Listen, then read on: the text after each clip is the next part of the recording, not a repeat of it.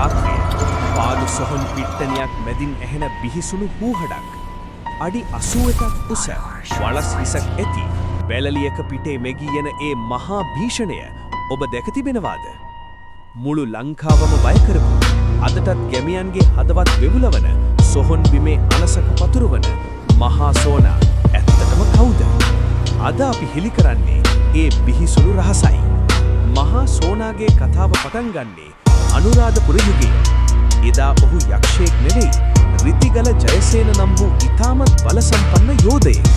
දුටුගැමුණු රජතුමාගේ දස මහා යෝධයන් පවා අභිබවා යන ශක්තිය ඔහුට තිබුණා. නමුත් ඔහුගේ ඒ අභිමානය ඔහුටම වින කළා.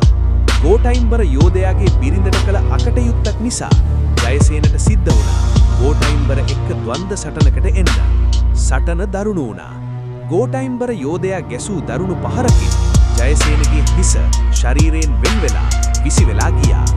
ජයසේනගේ මිතුරෙක් වුණු සෙනසුරු තමන්ගේ මිතුරා මිය යනවා බලන් ඉන්න බැරිව ඉක්මනින් ඔහුට පණ දෙන්න උත්සාහ කළා.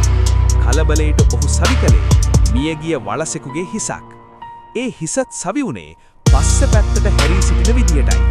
ජයසේන යලි පණ ලැබුණේ රිතිගල ජයසේන විදිහට නෙවෙයි, බිහිසුණු මහා සෝනා යක්ෂයා විදිහටයි. මහා සෝනා ගැවසෙන්නේ පාළු සොහොන් බිම්වල. විශේෂයෙන්ම තනිවුණු මිනිසුන්ට මේ යක්ෂයාගේ බැල්ම වැටෙනවා. ජනප්‍රවාදයේ කියවෙන්නේ මහා සෝනා පහර දුන්නොත් ඒ පුද්ගලයාගේ පිට අල්ලක සලකුණක් වගේ නිල් පැහැති ලේ පාරක් ඉතිරි වෙනවා කියලා.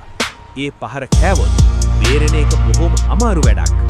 අදටත් අඳුරු රාත්‍රීන්වල පාළු සොහොන් අසලින් යන අයට අමුතු අඩි ශබ්ද ඇසෙන බවත්, මීදුම අස්සෙන් වලස් හිසක් ඇති රුවක් පෙනෙන බවත් පැවසෙනවා.